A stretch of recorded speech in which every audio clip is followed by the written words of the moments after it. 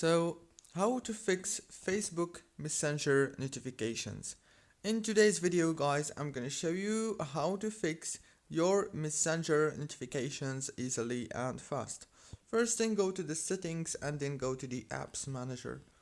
When you open the apps manager now, you have to go into your Messenger. Click here on force stop, and after that go into the data usage and make sure to enable all these network access options.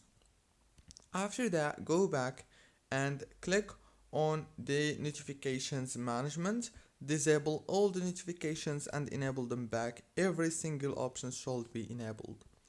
Go back, click on force stop, and then, or what you want to do next is go into the power usage details, make sure that the power consumption alert is enabled, and that's it.